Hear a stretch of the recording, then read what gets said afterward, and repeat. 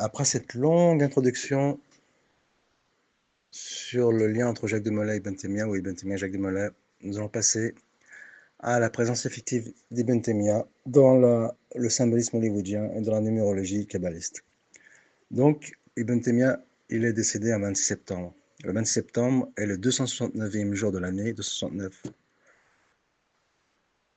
Il a une correspondance numérologique.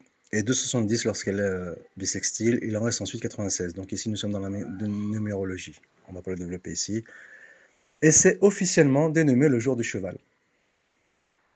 Donc lorsque vous voyez un cheval, ça peut paraître farfelu ce que je vais dire. Lorsque vous voyez un cheval Hollywood, eh bien, référence est faite à Ibn Taymiyyah, mais pas seulement. Il y a aussi la référence à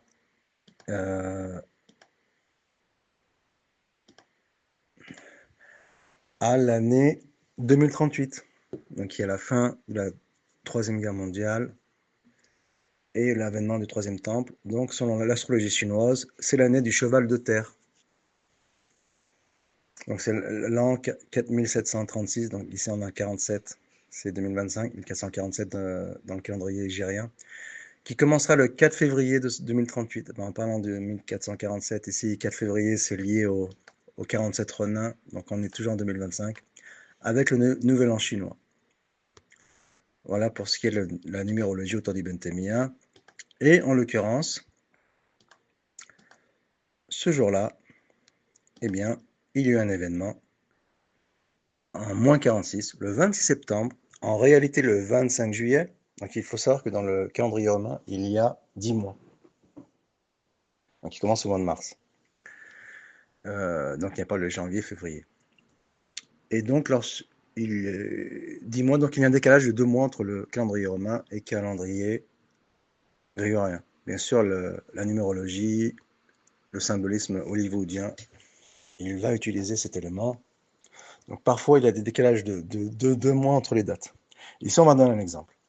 Donc le 26 septembre, en réalité le 25 juillet, et le 24 juillet pour la veille 25 septembre du calendrier romain, de l'actuel calendrier grégorien, Jules César donne l'ordre d'exécuter le chef gaulois Vercingétorix dans sa prison de Tullianum. Ici, le symbole il est extrêmement fort. Et nous allons revenir ici.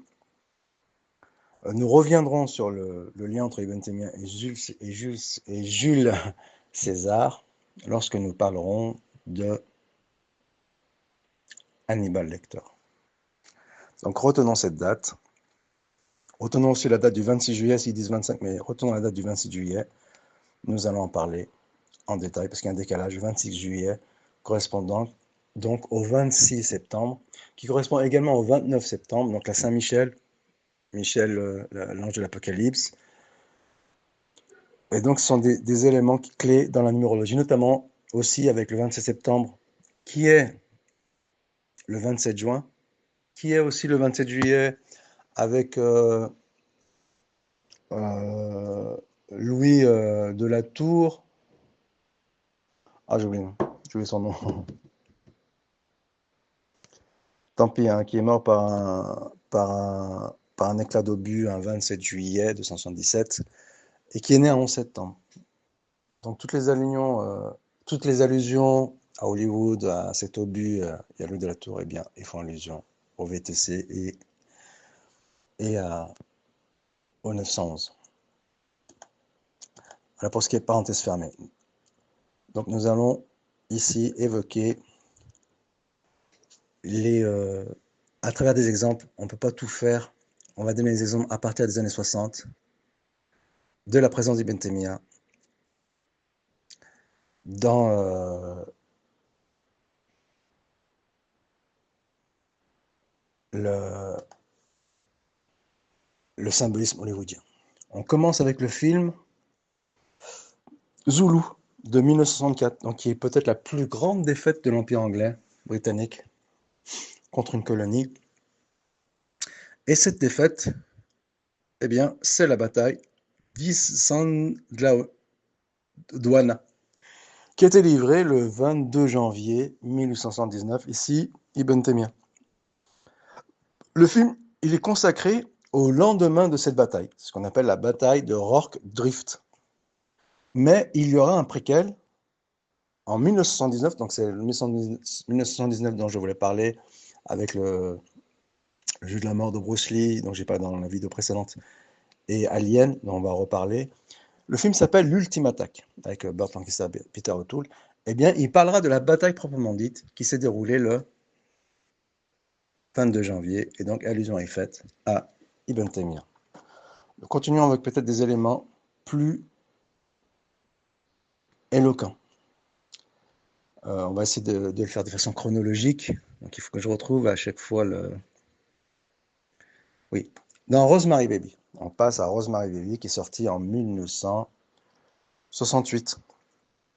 Dans Rosemary Baby, c'est dans ce film qu'est prononcé pour la première fois le mot shit, merde, bon c'est vulgaire mais on va comprendre pourquoi, dans une production américaine. Quel est l'intérêt d'évoquer cet élément à Wikipédia? Bien sûr, Wikipédia qui est un aliment de propagande. Fort utile d'ailleurs. Okay, on ne va pas cracher dans la soupe. Et donc, pourquoi merde est cité ici pour la première fois?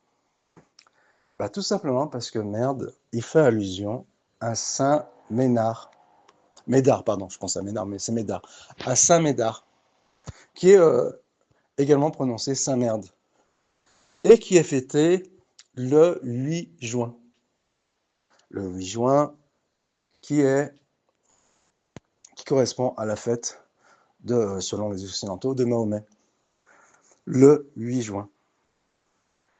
Et bien entendu, lorsque il y a cette allusion au cinéma, c'est fait allusion à Mahomet. Alors bien sûr, c'est un blasphème, mais c'est une constance à Hollywood, le blasphème.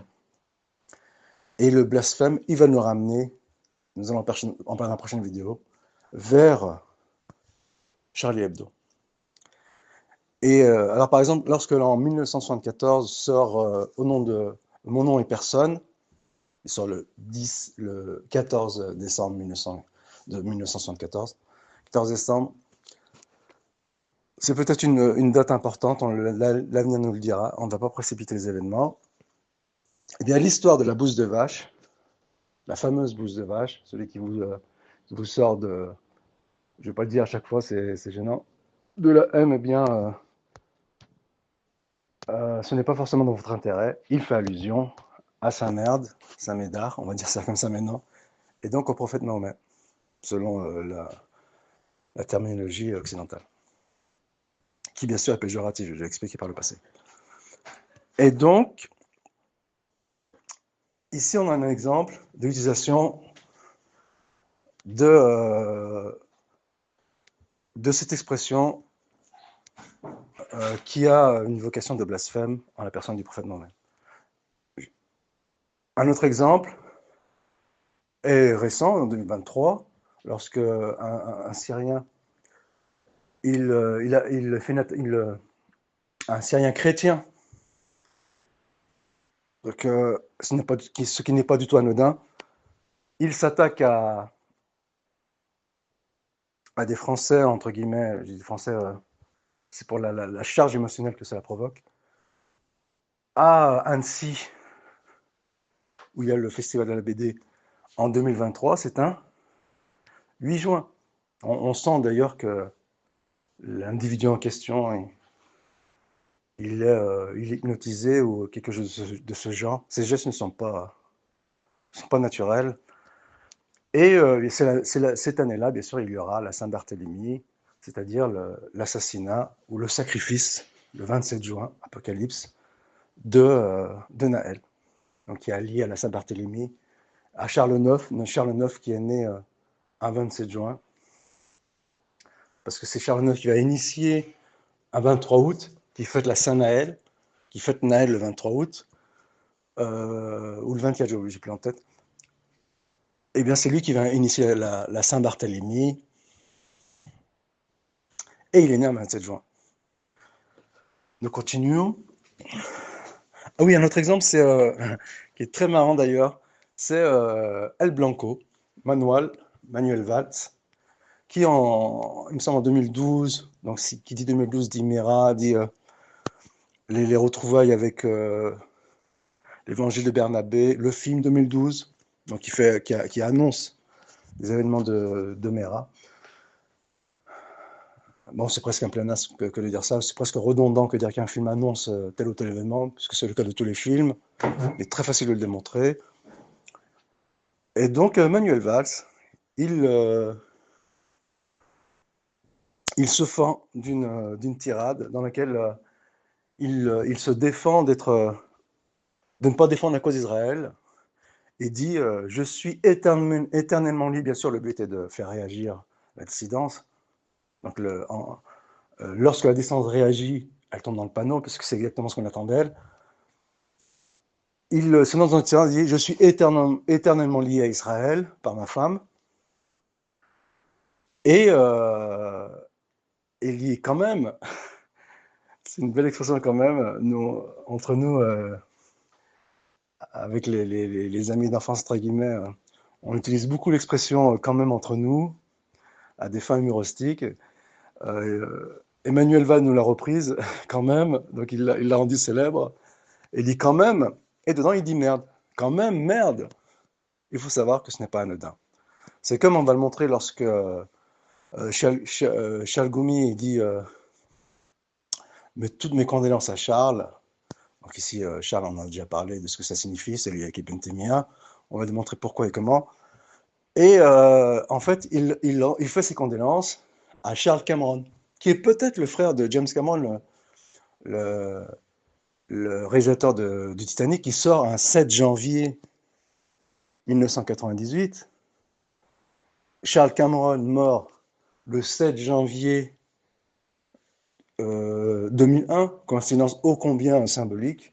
Et en 2015, 14 ans plus tard, eh bien, Charles Goumi lui rend hommage à la suite des attentats de Charlie Hebdo. Nous continuons, toujours avec Rosemary Baby, qui est incontournable dans la numérologie hollywoodienne. Dans une scène, Rosemary dit à Terry Ginofrio, qui en réalité était Angela Dorian, que son visage lui fait penser à celui de l'actrice Victoria Vetri. Donc ici on a Victoria, on a déjà parlé, Victoria, Karim, alliance romano-tudor. Or, Victoria Vetri est le véritable nom d'Angela Dorian. Alors pourquoi ici on insiste sur le personnage d'Angela Dorian, qui est Dini Ginofrio, et qui est le surnom de Victoria Vetri. Ben, tout simplement parce que Angela Dorian, elle est née le 26 septembre 1944.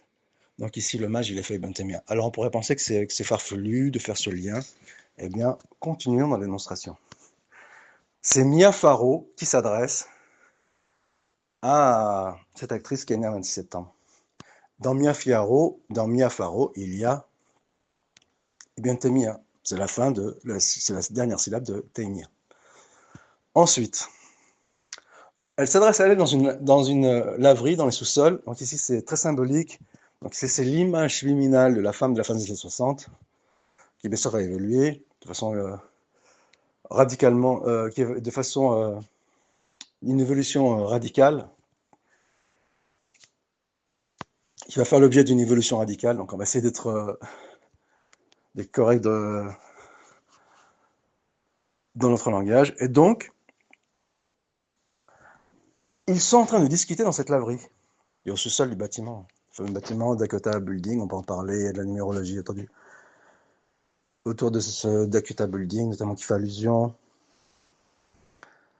aux 4 statues des présidents américains dans le Dakota. On le voit dans la mort aux trousses, donc dans laquelle il y a George Washington. Donc George Washington, numérologie peut-être autour du prochain événement concernant la Tour Eiffel, mais ne précipitons pas les événements. Et Mia Farrow, elle parle avec cette fameuse Victoria, qui lui répond qu'elle détient, accrochée à son cou, une amulette. Et bien sûr, tout le monde sait, il est élémentaire que Bentemia est un iconoclaste. C'est d'ailleurs ce que ses corégénères lui reprochent. Il puise son rigorisme selon ses corégénères de son iconoclasme, de ce côté iconoclaste, alors qu'il défend l'islam originel. Mais là n'est pas la question. Elle est en train clairement de faire allusion à Ibn Taymiyyah. On peut ne pas être convaincu. Alors, cette Mia Farrow, qui est née un 9 février, elle parle à Victoria. 9 février, c'est en lien avec, en 1962, la mort de Abdelkarim El-Qassem, qui était un dirigeant irakien, dont le destin est lié à Saddam Hussein, je vais en parler ici. 3 jours plus tôt, le 6 février, donc c'est un 9 à l'envers, meurt comme par enchantement en Égypte Abdelkrim El-Khattabi, dont on a déjà parlé, ce grand résistant marocain. C'est le Omar Mokhtar de Lion des déserts marocains. D'ailleurs, il est fait allusion à lui dans ce film, avec le Mussolini, qui a une date dont le fils, Mussolini, est né un 26 septembre, dans le Lion du désert. Il est fait allusion au fils de Mussolini, qui est né un 26 septembre, donc parenthèse fermée. Et Mia Farrow, dans ce film, elle joue au Scrabble.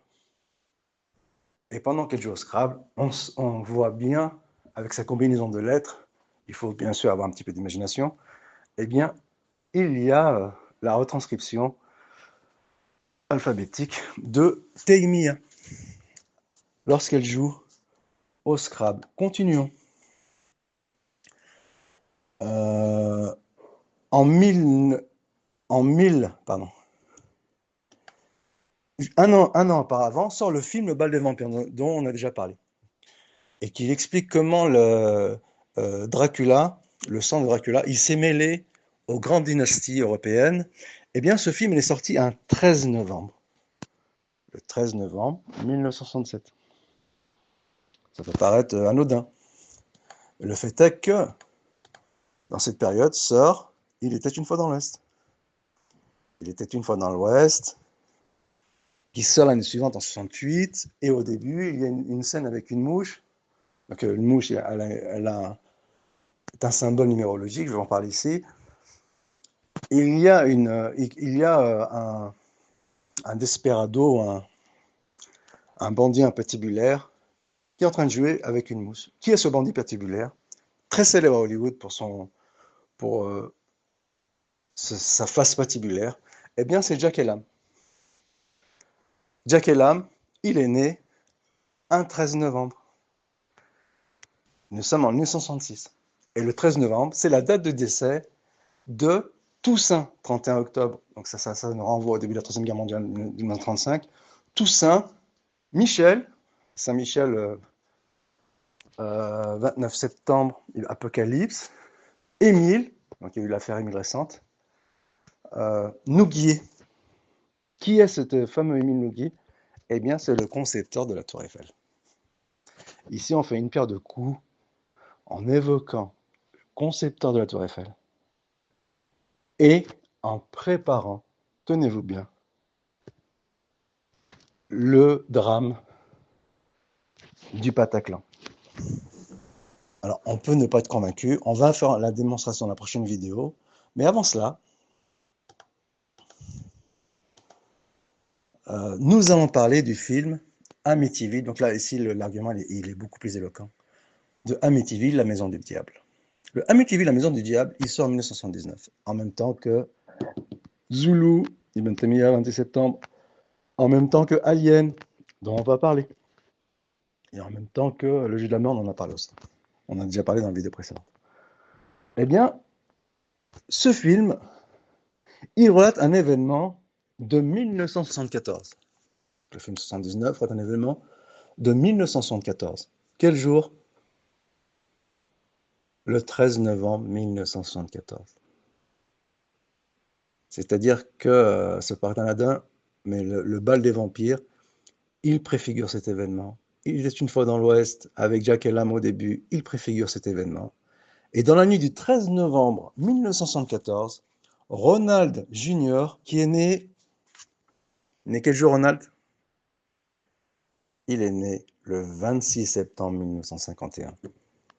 allusion est faite à Ibn Taymiyyah, qui représente à Hollywood le monstre. C'est-à-dire qu'à Hollywood, Ibn Taymiyyah, il représente, il est l'image subliminale de deux choses. Le monstre, donc, qui incarne le patriarcat, qui incarne l'orthodoxie musulmane, donc qui sera concrétisé, matérialisé par le terrorisme islamique, bien sûr, qui sera complètement fabriqué par la propagande, ce qui est très facile à démontrer, notamment le 11 septembre. Et il incarne en même temps le génie. Le génie, notamment le génie du mal, le génie fou, mais pas que. Parce qu'en fait, il y a deux génies. Il y a le génie du mal avec Hannibal Lecter, dont on a parlé, 26 septembre, avec Jules César. Pourquoi? Puisqu'il fait, il fait allusion à Hannibal, le maghrébin, le grand général maghrébin qui a infligé des défaites à César. Le célèbre général maghrébin qui a infligé des défaites à César. Et ici, alors, Hannibal Lecter, il agglutine plusieurs grands serial killers qui ont été mis en scène à Hollywood, notamment dans Psychose et autres. On va pas parler de tout ça, on va essayer d'abréger autant que faire se peut. Et bien sûr, en sachant que certains des serial killers, eh bien, ils ont été purement fabriqués par Hollywood, notamment en vue de déconstruire le patriarcat. Deux exemples célèbres, c'est Charles Manson, Charles, encore une fois, 26 septembre, Ibn Taymiyyah. Et le prochain, enfin le suivant, est Ted Bundy. Ted Bundy, fêtait le 9 septembre, c'est l'ours de Syrie. Il a été annoncé notamment dans la coccinelle de façon évidente. Dans la coccinelle, parce que lui, il a une coccinelle beige. Dans la coccinelle avec le numéro 53, 53 c'est 35, Troisième Guerre mondiale, mais ça c'est autre chose, je ne vais peut-être pas en parler ici. Dans Un amour de coccinelle qui est sorti le 15 septembre 1969 avec Dolores. Dolores, elle est fêtée le 15 septembre. Et Lola, qui, je ne vais pas en faire la démonstration, qui font allusion à Ibn Taymiyyah.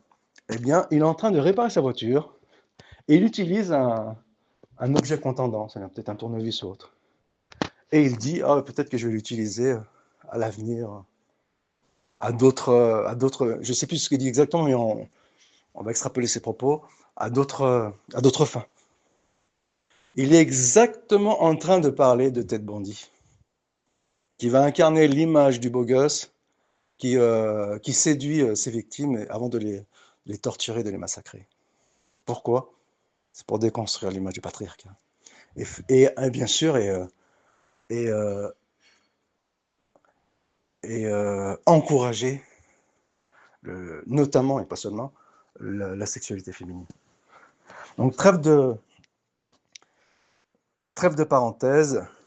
En 1973, il sort le 26 décembre, peut-être qu'il est lié avec la Tour Eiffel. Il faut savoir qu'avant le 11 septembre, les films qui annoncent la destruction du VTC, ils annoncent également la destruction de la Tour Eiffel qui aura lieu beaucoup plus tard, peut-être 24 ans plus tard, si c'est fait cette année, sinon à une date ultérieure. Et donc, il sort le 26 décembre, pardon, et en même temps, le 11 septembre. Il sort le 11 septembre 1974 en France, le 26 décembre 1973 aux États-Unis. 26 décembre, c'est, si on regarde ce qu'on disait tout à l'heure, le décalage de 2 mois, 26 décembre, ça fait allusion au 26 octobre. Au 26 octobre, c'est la Queen Bee, on va pas parler ici. C'est une date en 41, c'est Churchill, il assiste à une démonstration du drone sans pilote un 26 octobre. Donc c'est une date clé dans la numérologie hollywoodienne. On va pas trop s'étendre. L'héroïne est la fameuse Linda Blair. Elle est née quand, Linda Blair? Elle est née le 22 janvier 1959. 22 janvier, c'est la naissance d'Ibn Taymiyyah. Alors, on pourrait parler des autres films de Linda Blair, notamment l'année suivante, elle joue dans Airport 747. En fait, c'est Airport. J'ai oublié le titre avec. avec Charlton Heston. Elle joue dans le film. Ici, 747, on a la numérologie, notamment autour du 11 septembre. On ne va pas le dire à chaque fois parce que c'est redondant. Mais aussi, et là, ça l'est moins, puisque l'événement ne s'est pas encore produit. Concernant la Tour Eiffel, la destruction de la Tour Eiffel, et ici, 747, ça fait éventuellement allusion à 1447, et nous sommes en 1447 de l'ère égérienne. On va passer maintenant aux Griffes de la nuit. Dans les Griffes de la nuit, le méchant, Robert Englund, qui va jouer dans Les Visiteurs. Les Visiteurs, ce sont les musulmans, on a déjà parlé, avec la guerre des mondes. Eh bien, il s'appelle Frédéric Charles Freddy Krueger. Charles, 26 septembre, Ibn Taymiyyah. Et c'est aussi 4 novembre, 114 Sorat. Il y a d'autres éléments éventuellement notés ici, mais on se contentera de ça. Ensuite, on pourrait parler de The Thing, qui fait allusion également aux musulmans. Peut-être que si on ne va pas avec Charles Al-Han, qui est né le 29 juillet, c'est 26 juillet. 26 juillet, donc c'est 26 septembre. On ne va pas parler ici, peut-être plus tard, où on verra, c'est en fonction d'inspiration. Le lien avec, qui a fait le film Lola avec Stanley Kubrick, qui est né un 26 juillet. Donc c'est 26 septembre, Ibn Taymiyyah, Stanley Kubrick, qui va faire 2001, l'Odyssée de l'espace en 1968. 2001, il annonce, noir sur blanc, il annonce carte sur table, il met 4 sur table, l'année de la destruction du VTC, 2001, l'Odyssée de l'espace. Il me semble qu'ils ont fait la même chose avec la Tour Eiffel. Il y a des films qui annoncent l'année de sa disparition. Eh bien, c'est l'année où a été introduit le numéro d'appel d'urgence 911. Donc ici, on a la date, sans le moindre ambiguïté. On a 2001 et 911, le nouvel appel d'urgence qui sera attribué à la police pour contacter la police. Donc on ne va pas parler de la chose d'un autre monde, The Thing from Underworld, il parle des musulmans, mais en particulier d'Ibn Taymiyyah. Et on va dire en quoi Ibn Taymiyyah, donc j'ai évoqué une chose que je n'ai pas, j'ai évoqué un sujet que je n'ai pas terminé. Je disais qu'Ibn Taymiyyah, il incarne le génie du mal avec Hannibal Lecter. Il incarne aussi le terrorisme islamique, le patriarcat, mais aussi il incarne, et ça on va le démontrer, l'anti-catholique, et qui a inauguré ou qui a impulsé le monde moderne. Donc Ibn Taymiyyah, il a ces 3 images. C'est vrai que son image à lui, elle est ambivalente. À la fois, il est le monstre, à la fois, il est le génie du mal, mais aussi à la fois, il est celui qui a impulsé le monde moderne. Donc, il y a cette 3e image, et on va en faire la démonstration de cette 3e image d'Ibn Taymiyyah à Hollywood. Ensuite, en 1976, sort Carrie. Carrie, c'est A-R-2-R-I-E. Ce qui lui fait 1, 2, 3, 4, 5, 6 lettres. C'est le même nombre de lettres que dans Karim Abdul-Jabbar. En anglais, c'est E-E, C-A-R-E-E-M. Donc ça fait 6 lettres en anglais. En français, c'est avec 5 lettres. Et donc, Carrie, ici, ça fait foncièrement allusion à Ibn Taymiyyah. La mère de l'héroïne, de Sisi Spacek, donc elle s'appelle Nadine White, Carrietta Carrie Nadine White, elle est jouée par Piper Laurie. Pardon. Regardez comment elle a décrit le Carrie au bal du diable, la page Wikipédia. C'est Margaret White, mère de Carrie et fanatique de la religion. Quand est-ce qu'elle est née, cette Piper Laurie? Piper Laurie. Le film est de Brian De Palma, qui est né en septembre, il faut le noter. Eh bien, elle est née le 22 janvier 1932. On va parler de 1932, ce que ça signifie. C'est l'année de Tarzan. On va parler le lien avec l'Algérie, notamment avec le jardin d'essai, où a été tournées les scènes certaines scènes de Tarzan. Mais en tout cas, ce qui nous intéresse ici, c'est le 22 janvier. 22 janvier, qui fait allusion à Ibn Taymiyyah. On continue. En 1984-85 sort le film Masque. C'est l'histoire d'un enfant qui a le visage déformé. Eh bien, ce film, Le Masque, elle retrace l'histoire de Roy Lee Rocky Denny, qui est mort un 4 octobre 1978, le 4 octobre 1978. Et donc, c'est une maladie osseuse qui déforme le visage. Donc là, on fait un peu dans les ordres, tant pis, hein, je n'ai pas respecté l'ordre chronologique, j'aurais dû parler de Elephant Man, mais j'ai repoussé pour d'autres raisons. Parce que je vais m'attarder sur l'un de ces acteurs. Et donc, la veille, il a mangé son dernier repas en famille, le 3 octobre, et le 3 octobre, c'est Ibn Taymiyyah. Ensuite, il y a le film Scream, la série Scream. Le premier sort en... Il disait qu'à l'époque, c'est un des films les plus terrifiants. Moi, je n'ai pas connu cette époque-là, j'ai décroché en 92. Moi, je suis plutôt Exorciste, Amityville, j'ai pas connu Scream. Mais Scream, c'est Karim. Avec, notamment, l'actrice Neve Campbell. Neve Campbell, elle est née le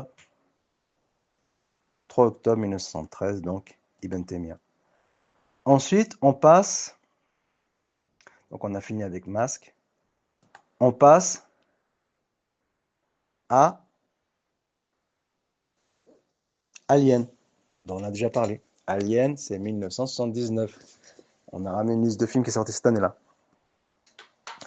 Et le premier qui est attaqué par le monstre, Alien, donc qui sont les musulmans, les envahisseurs. D'ailleurs, en parlant des envahisseurs, David Vincent. Vincent est fêté le 22 janvier, Ibn Taymiyyah. David, bon, on en a déjà parlé. Il incarne de façon sublime le troisième temple. Il est fêté le 26 décembre, donc il incarne également Karim avec toute la charge sublime qui est autour de ce prénom. Il est joué, David Vincent, par Roy Tines, qui est né un 6 avril. 6 avril, c'est un 9 à l'envers. 9 avril, ça fait allusion, j'ai oublié son nom dans la vidéo précédente, la vidéo précédente, à Aleister Crowley, The Beast, 666. Donc 666, ça fait allusion au temple par maints aspects. Alors, on ne va pas les évoquer ici, on ne va pas faire de numérologie, pour pas trop compliqué, pour pas alourdir notre propos, mais notamment, en 2030, donc on nous parle de vision 2030 par le roi Salman, mais en fait, la vision 2030, elle n'est pas de l'initiative du roi Salman, parce que 2030, elle fête les 3000 ans du règne du roi Salomon. Ce n'est pas Salman, mais Salomon. Donc ici, encore une fois, le propagande, on fait de l'humour. En 2030, en fait 2030-2031, elle chevauche 2 années. Eh bien, le début de la construction du temple, on va fêter le début de la construction du temple, les 3000 ans du début de la construction du temple, en 2034, qui sera la Coupe du Monde en Arabie Saoudite, et 2035, qui sera le début de l'Armageddon, la Troisième Guerre mondiale. Voilà un petit cours de numérologie sans en donner les détails. Donc le 666, ça incarne le troisième temple. D'où le signe récurrent chez Bruno, peut-être qu'il ne va plus le faire maintenant, il va se sentir mal à l'aise, dans ses photos Instagram et autres, où il fait le 666, comme beaucoup le font d'ailleurs, beaucoup d'acteurs, beaucoup d'artistes font le 666 en allusion au troisième temple. Et donc, la première victime, c'est John Hort. John Hort, qui est né le 22 janvier 1940. Donc, allusion est faite à Ibn Taymiyyah. Et le 8e passager fait allusion à l'eschatologie apocalyptique, ou de l'Apocalypse qui parle du 8e jour et du début du millénarisme. Donc, c'est lié à l'évangile de Barnabé, c'est lié on a parlé de lui, Joachim de Fleur, franciscain, et donc c'est lié au millénarisme au général. On va pas développer ce point ici. Et le fait est que Alien, c'est l'étranger. c'est l'étranger de Camus. Le début de l'étranger de Camus, c'est une petite phrase, j'ai oublié comment on appelle ça, hein, très synthétique. J'ai oublié comment on appelle ça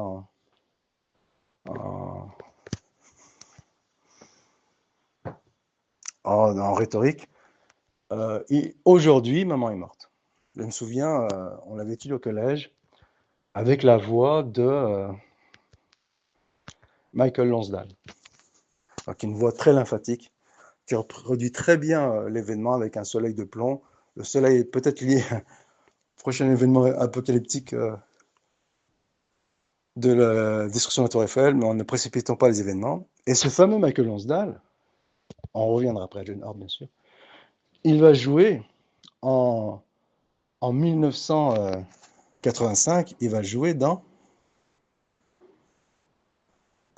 Le nom de la rose. Et Le nom de la rose, il parle, donc il s'appelle Guillaume de Baskerville, donc il est le chien de Baskerville. Ici, il y a la numérologie, je ne vais pas en parler, peut-être même des dates autour des Benthamiens, je ne vais pas en parler non plus. Mais de toute façon, on n'a pas besoin, puisqu'il fait allusion à Guillaume de Cam. Et d'ailleurs, le film se déroule en 1327, c'est-à-dire un an avant le décès des Benthamiens. Il sort le 24 septembre 86. Et en France, donc aux États-Unis, en France, le 17 décembre. 17 décembre, c'est aussi une date, on ne va pas en parler. Et donc, ce fameux Guillaume de Cam, il est mort le 9 avril. Que le monde est petit. Et ce Guillaume de Cam, c'est un franciscain qui va initier et diffuser au sein des intellectuels occidentaux la réfutation au formalisme grec platonicien ou néoplatonicien qui a été repris ou qui a été adopté par les catholiques en vue de justifier la Trinité, qui est une forme de panthéisme partiel, puisque le néoplatonisme et le platonicisme, ou le formalisme en général, il a une vocation soit de renier l'existence de Dieu, ou soit de confondre Dieu avec la nature.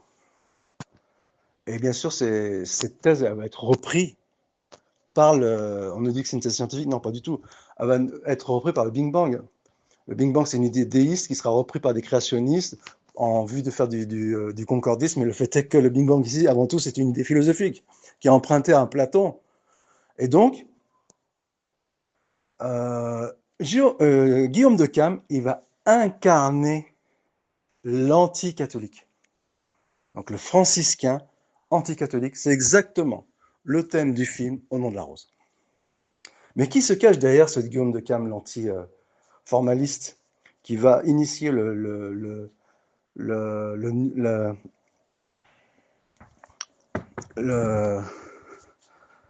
nominalisme?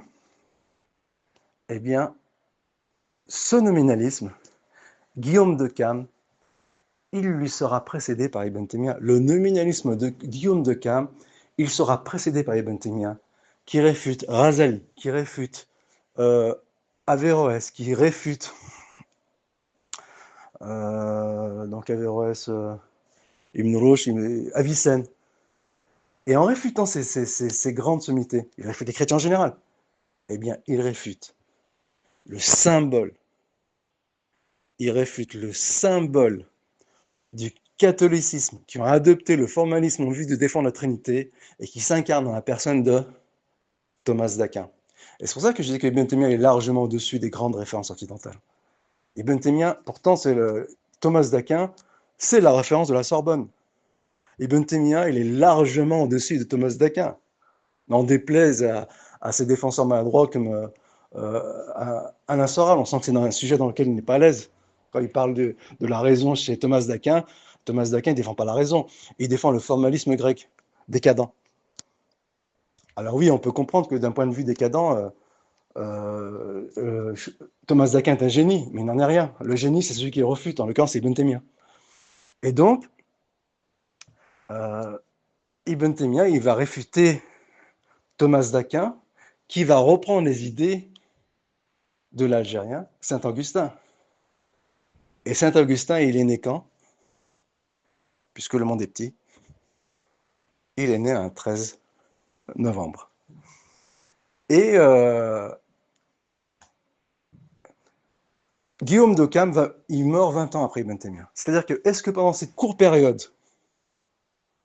il a pu avoir accès aux écrits d'Ibn Taymiyyah qui réfutent le formalisme grec? C'est un mystère.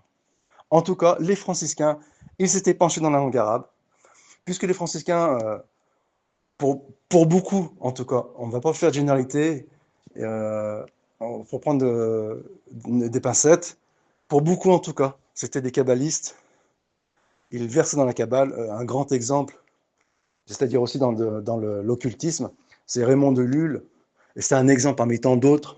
Donc souvent ils ont subi l'Inquisition, donc c'est des anticatholiques ancrés. Donc l'opinion officielle, elle est représentée par les dominicains. Donc c'est ceux que va visiter Jérôme de Cam. Il va visiter le dominicain Michael Lonsdale,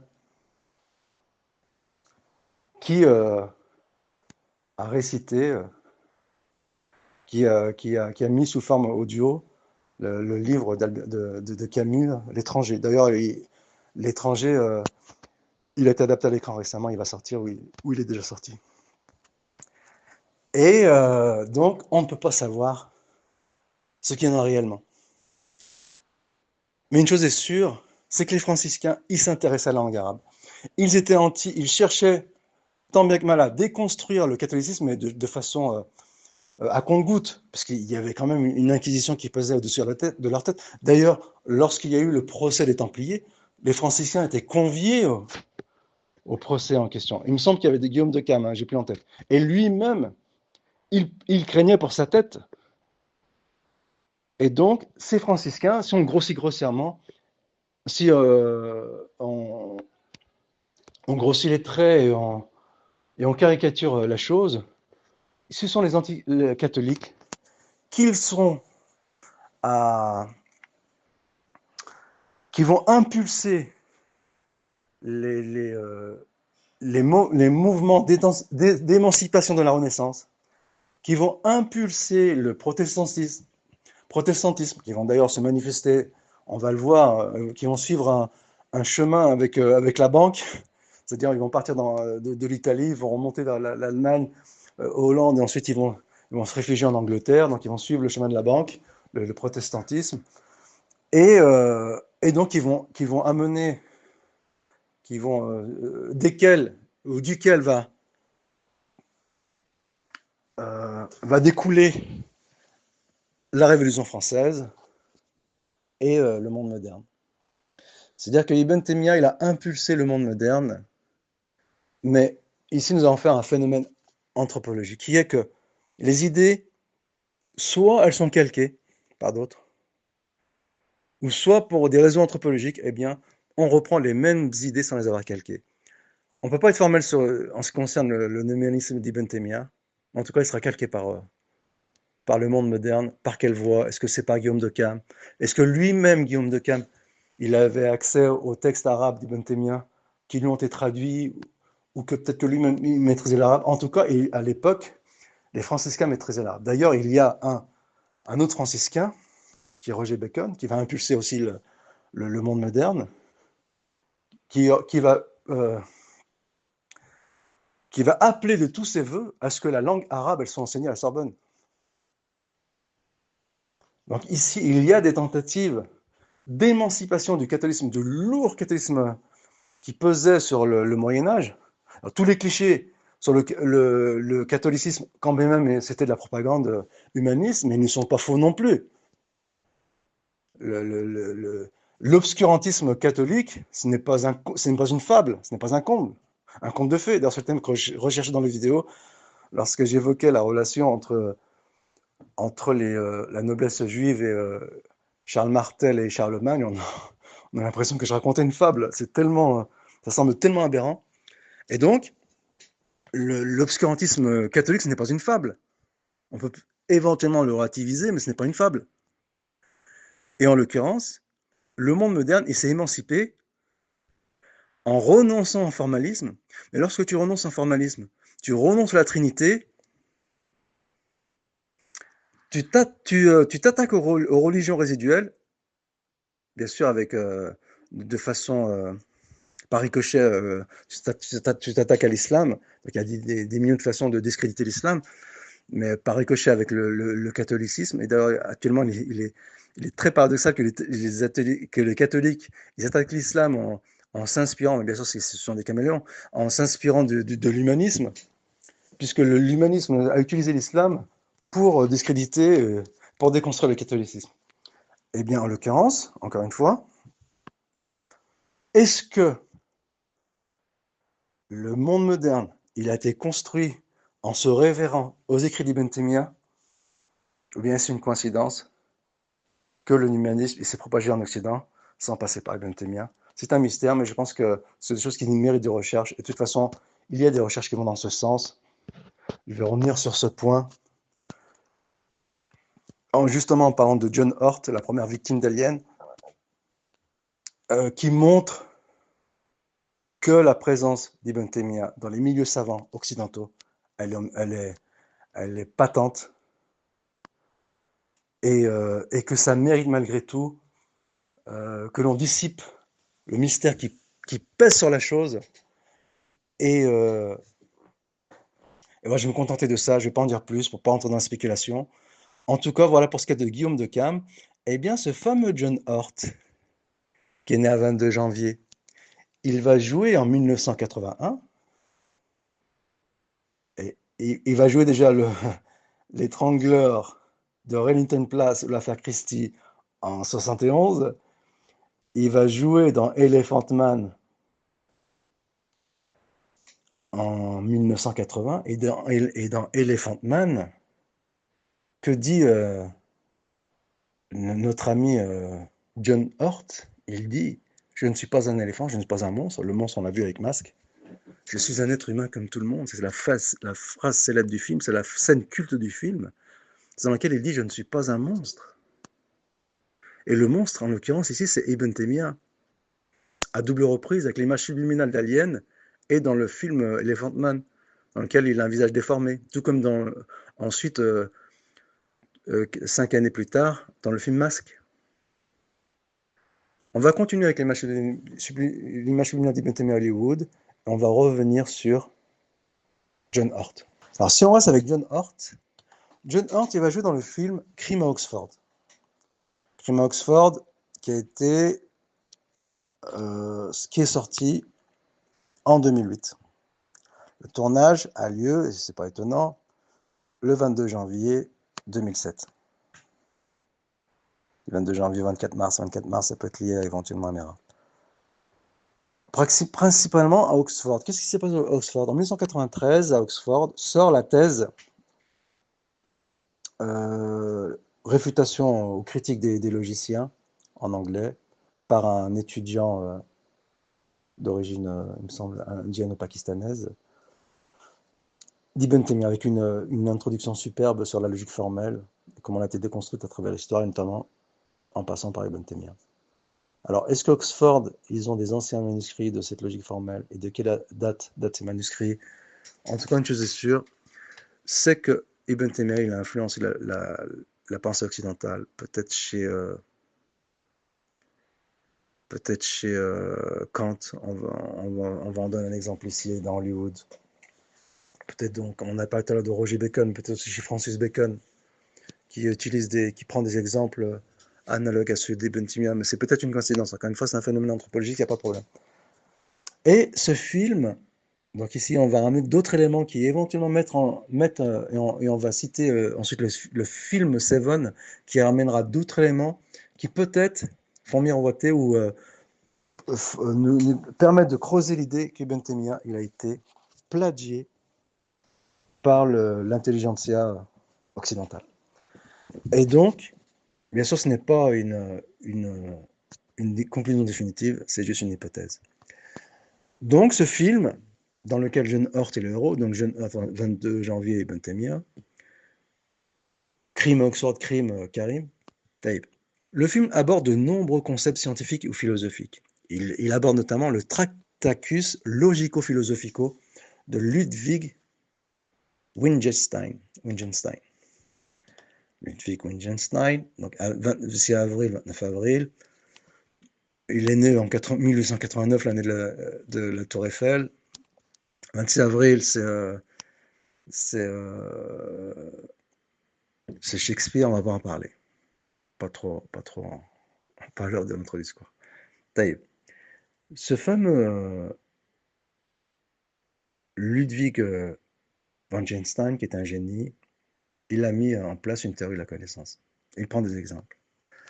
Donc sa théorie de la connaissance, elle va révolutionner les théories classiques, qui sont souvent empruntées au formalisme sur la théorie du langage. Le fait est que donc sa théorie du langage, elle est pragmatique, donc il part de l'exemple vers le concept et non l'inverse, non pas du concept vers l'exemple, c'est ce qui caractérise vers l'exemple concret, c'est ce qui caractérise le pragmatisme taïmien. Eh bien, il va utiliser cette méthode dans sa théorie du langage. Il va prendre des exemples, il me semble l'exemple du pain ou autre. Ce sont, bizarrement, on va dire, ce sont les mêmes exemples que prend Ibn Taymiyyah. Il va reprendre les mêmes exemples qu'Ibn Taymiyyah il a donnés pour valider sa théorie de la connaissance, sa théorie du langage. Alors encore une fois, c'est peut-être une coïncidence. Mais on va aller plus loin dans la réflexion. Puisque le film en question, Crime à Oxford, il utilise aussi les suites logiques, dont la suite de Fibonacci, qui servent du fil directeur au meurtre dans le film, le principe d'incertitude de Heisenberg et la théorème d'incomplétude de Gödel. Il est en train de parler du génie, du jeune génie, Kurt Gödel, qui aura pour professeur la grande sommité, l'allemand, qui va adhérer au parti nazi, David Hilbert. Cette grande sommité, David Hilbert, eh bien, il va nourrir tous ses espoirs en la personne de ce jeune génie, Kurt Gödel, qui est né en 1966, donc il avait à peine 26 ans, lorsque le 8 septembre 1930, c'est une anecdote qui a été reprise par le chercheur Bouhamza marocain, qui a un parler très expressif, très prenant, et qui est en train de parler, de déconstruire la logique formelle, et dit qu'il ne faut pas étudier les précis ash'arites, donc sur la logique formelle, il dit parce que leur but est d'abrutir et d'alourdir l'esprit, alors que paradoxalement, les théoriciens, chez les grands sommités ash'arites, ou on va dire les ash'arites en général, les logisticiens, les partisans de la scolastique, on les appelle sous plusieurs formes, les partisans du Kalem, eh bien, ils prennent de haut les orthodoxes salafis, et notamment Ibn Taymiyyah, qui est un arriéré, iconoclaste, bien sûr, qui est assimilé à un rigoriste, qui n'a pas l'esprit large comme eux, ces grands formalistes qui ont théorisé l'existence de Dieu en vue de réfuter les philosophes, et ce que les hashawi, les littéralistes, sont incapables de faire, puisqu'ils prennent le texte à la lettre. Eh bien, Abu Hamza démontre que le meilleur moyen de s'abrutir, c'est d'étudier les textes ash'arites qui enseignent le formalisme. Il en amène des exemples, et il donne l'exemple de Kurt Gödel. C'est un exemple extraordinaire. Il ramène l'exemple du génie Kurt Gödel. Et donc, le 8 septembre 1930, Hilbert donne une conférence intitulée, ok, il est plein de zèle, intitulée « La connaissance de la nature et la logique ». Peu après, il lit à la radio allemande, donc il est plein d'enthousiasme. Il lit à la radio allemande une partie de sa conclusion. La gloire de l'esprit humain, disait le célèbre mathématicien de Königsberg, Jacobi, est le seul but de toute science.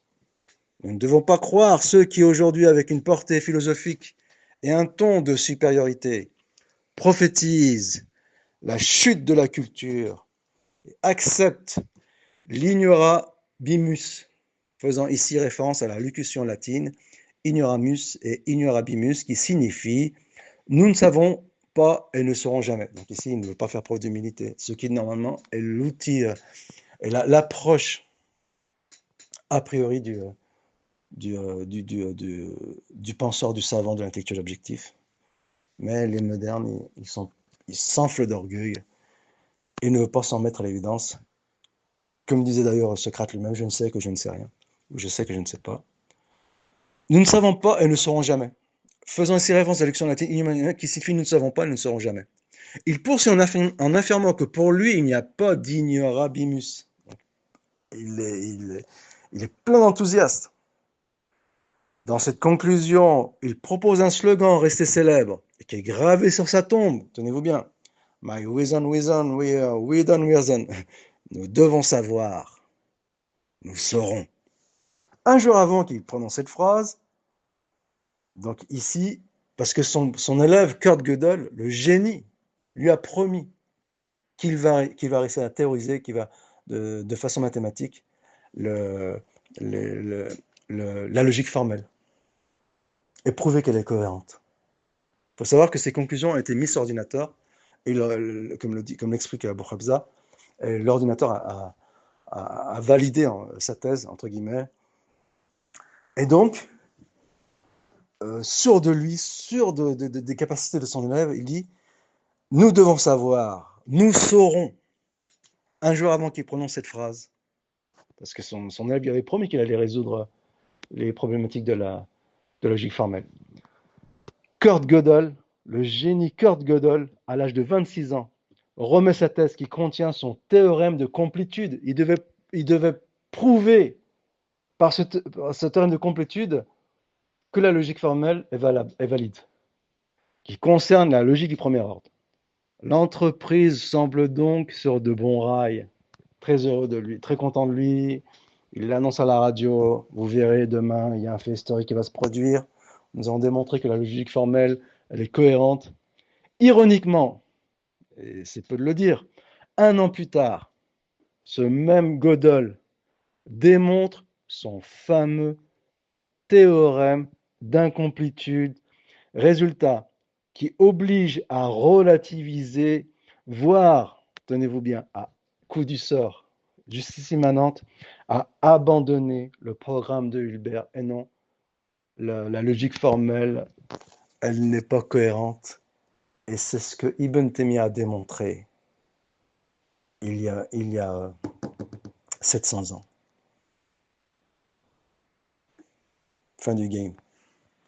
Avant de terminer ma démonstration sur le film Seven, qui montrera encore plus qu'Ibn Taymiyyah est un génie au-dessus des penseurs modernes, j'aimerais m'arrêter sur une petite anecdote concernant le film Superman 3, qui est sorti en 1983, qui annonce la destruction des 3 tours, le VTC, la Tour Eiffel. J'en ai parlé récemment. Et dans ce film, dans cet opus, il y a un retournement de situation assez cocasse.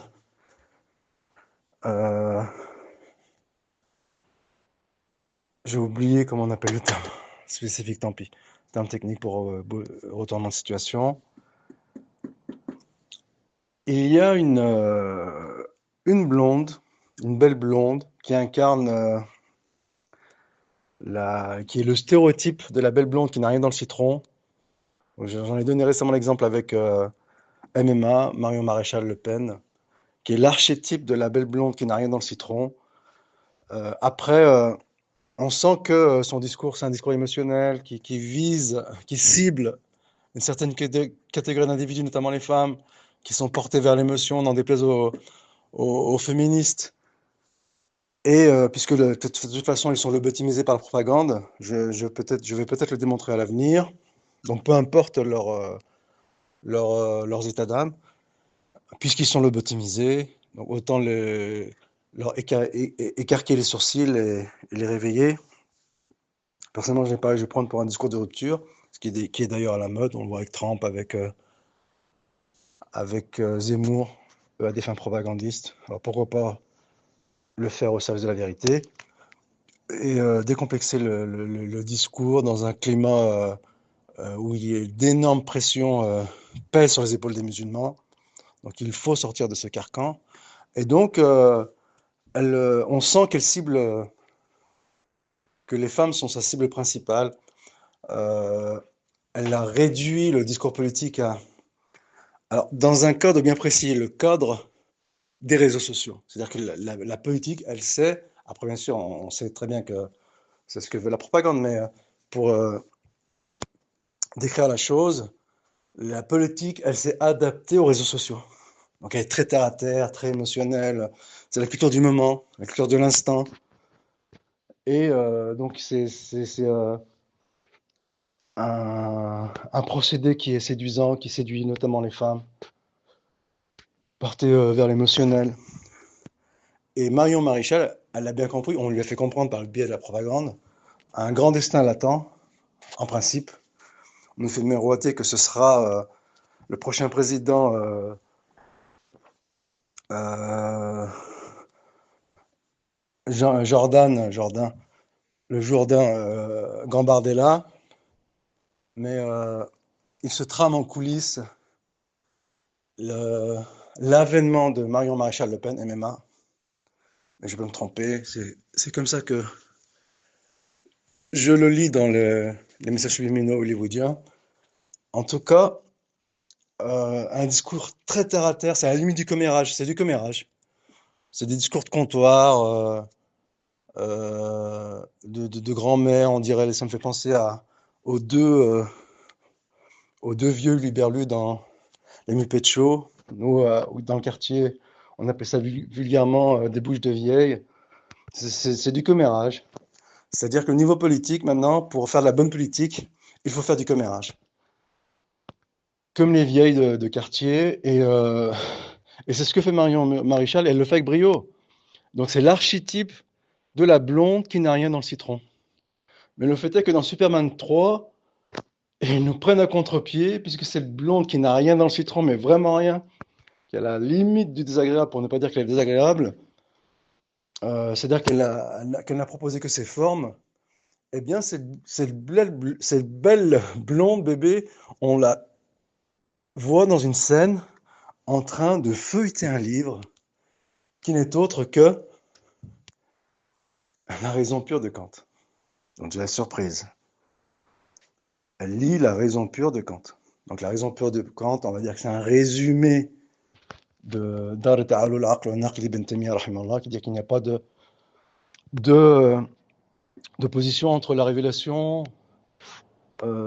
authentique avec la raison pure. Mais peut-être que raison pure, ici, c'est dans le sens de raison absolue. Donc, peut-être que le mot ne convient pas de dire pure, puisqu'Ibn Taymiyyah, lui, ne parle pas d'une raison absolue, c'est-à-dire une raison virtuelle, mais il parle d'une raison naturelle, saine. C'est plutôt dans ce sens-là, plutôt de raison saine, raison naturelle. Mais eux, comme ils sont dans la virtualité, puisque décadent, c'est la raison pour laquelle Ibn Taymiyyah il est au-dessus d'eux, au-dessus du Kant et largement. Et lui, il tient compte des deux dimensions de l'homme, qu'est la dimension spirituelle et la dimension euh, intellectuelle, alors que eux, ils sécularisent la pensée et évacuent de, de leur,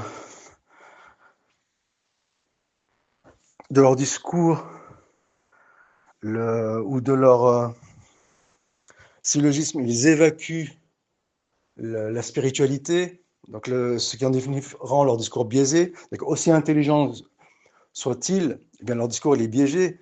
Biaisé, ce qui fait du discours des Benthamiens qu'il est beaucoup plus cohérent que le leur, beaucoup plus pertinent et bien au-dessus du leur. C'est-à-dire qu'eux, par ce geste du haut vers le bas, c'est-à-dire que le monde des idées, on le on le racole à même le sol, à ras les pâquerettes. C'est exactement l'objectif du monde moderne, pourtant qui se dit au summum de l'intelligence. Et alors que paradoxalement, il fait cela parce que il y a un dysfonctionnement entre sa dimension intellectuelle et émotionnelle, ce qui fait qu'il vogue dans le monde des idées, dans la virtualité, et qu'il n'a plus plié à cause de cela. Il est complètement déphasé. Et alors qu'Ibn Taymiyyah, il est cohérent, il est harmonieux entre sa dimension spirituelle et intellectuelle. Et il met en acte ses idées. Donc il n'est pas que dans le concept. Et en cela, Ibn Taymiyyah il est largement au-dessus des modernes, et notamment Kant, qui a complètement sécularisé la pensée. Et donc il arrive à des conclusions ridicules, qui est que on obtient la raison pure, notamment dans la question du destin. On appréhende le destin de façon rationnelle, en évacuant l'existence de Dieu. Donc c'est une conclusion qui est complètement ridicule, alors que dans le monde des valeurs inversées, on dit que ce sont les religieux qui sont ridicules. Mais là, le fait est que c'est l'inverse. Eh bien, elle est en train de lire La raison pure de Kant. Et il est possible que Kant a été influencé par la pensée d'Ibn Taymiyyah, par la pensée taymiyyah. Après, il faudrait le démontrer, mais il y a peut-être cette influence chez Kant. Notamment parce que Kant, il y a beaucoup de pragmatisme chez lui. Il est beaucoup dans dans les synthèses. Il sépare les extrêmes et les opinions tranchées. Il y a beaucoup d'Ibn Taymiyyah chez Kant, notamment sur l'action du destin, même s'il sécularise la chose, donc ce qui fait qu'il fait le travail à moitié par rapport à Ibn Taymiyyah. Il n'est pas exhaustif, puisqu'Ibn Taymiyyah tient compte de la dimension spirituelle, c'est ce qui fait qu'il est largement dessus. Et, euh, et donc, elle cite l'argument de Kant, qui est pragmatique, donc c'est un argument taymien. Ensuite, elle le réfute par un argument formaliste et thomien, atomiste ou thomien, de Thomas d'Aquin. C'est un énorme paradoxe. C'est même un paradoxe succulent. Donc, si c'est une scène cocasse, on ne s'y attendait absolument pas de la part de la bête de service. Et, euh, et je pense, mais je peux me tromper, qu'ici il y a un énorme clin d'œil Ibn Taymiyyah. En tout cas, pour revenir à Seven, ce qui éventuellement conforterait la chose, il sort en 1995. Dans ce film, Brad Pitt, il joue l'inspecteur David Mills. David Mills, c'est une contraction de David Hume, le théoricien du pragmatisme moderne, donc qui emprunte, qui emprunte au nominalisme taymien, et de John Stuart Mill.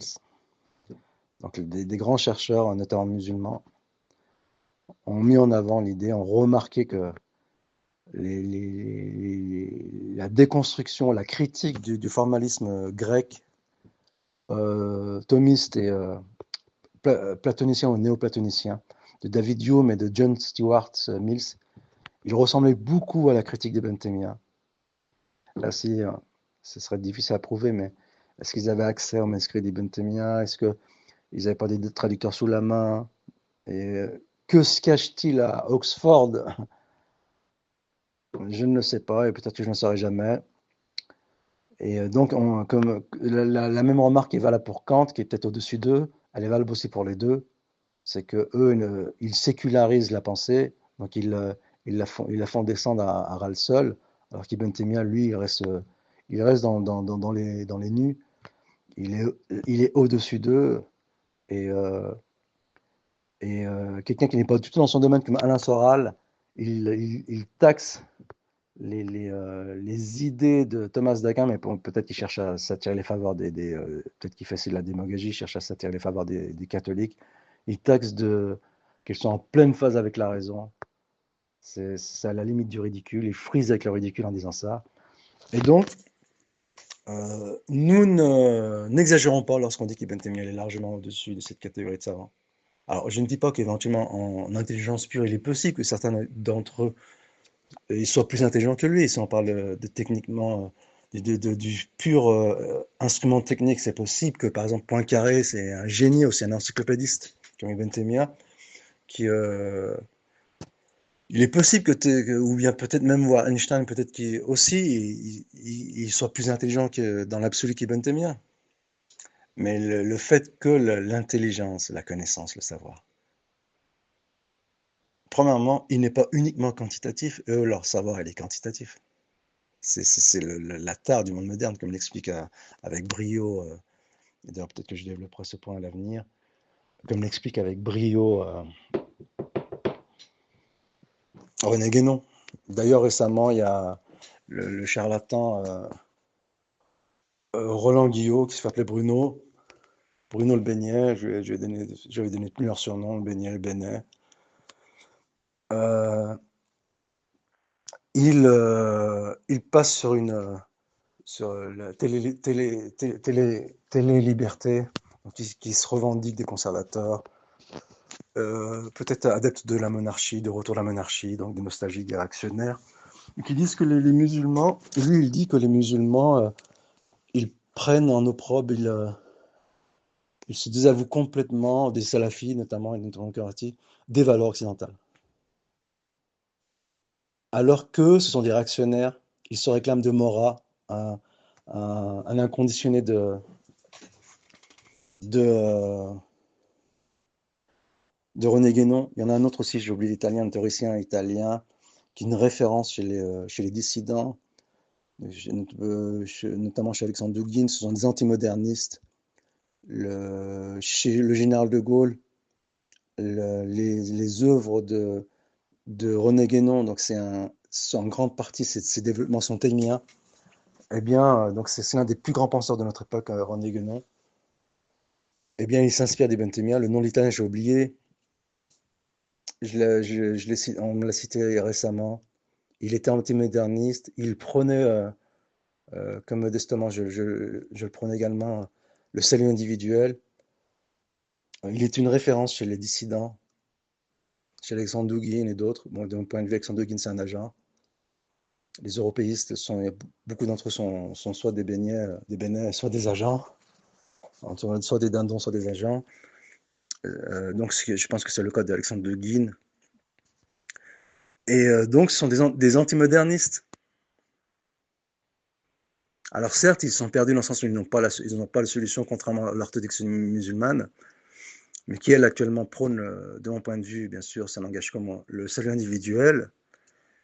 Eh bien, il est complètement saugrenu sur une chaîne qui se dit réactionnaire, de dire que les salafis musulmans, bien sûr que c'est dans l'air du temps, donc ça plaît forcément, que les salafis, ils haïssent les valeurs occidentales. S'il lisait Guinon, il goberait pas des, euh, des couleuvres aussi grosses. Et donc, pour revenir à Somerville, parenthèse fermée, il y a David Humes, John Stuart Smith, ensuite Morgan Freeman, c'est l'inspecteur William Somerset. Donc nous avons un Edward Seymour qui s'est fait exécuter le 22 janvier 1552, donc forcément il fait allusion à Ibn Taymiyyah, qui est le premier duc de Somerset. Et là ne s'arrête pas la surprise, il y a le grand romancier anglais William Somerset Maugham, donc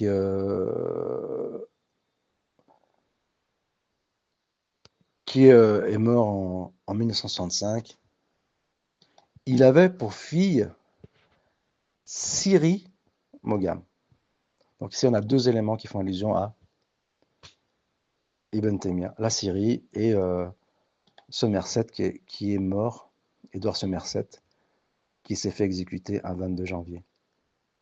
Ensuite, nous avons les Tracy Mills, donc encore John Stuart Mills, l'épouse de David, David en a déjà parlé, qui est incarné par Gwyneth Paltrow, qui est né un 27 septembre 1972. Donc ici, on a 27, 9 à deux reprises, ce qui fait 27-6. 27 juin, Apocalypse. Ça fait aussi 26 juillet. On en a déjà parlé. 26 juillet, ça renvoie au 26 septembre. Et si on n'est pas convaincu, eh bien, il y a le méchant, le mauvais, Kevin Spacey, qui incarne John Doe, John Dee, dont on a déjà parlé, 007, qui était le kabbaliste qui était conseiller de la reine Elisabeth Ier. Eh bien, ce fameux Kevin Spacey, il est né le 26 juillet 1959. Il est né à 26 juillet. 26 juillet, si on tient compte du calendrier romain, cela fait 26 septembre. Et encore une fois, on revient à Ibn Taymiyyah, Wallah al-Mustan, Walid Toklan.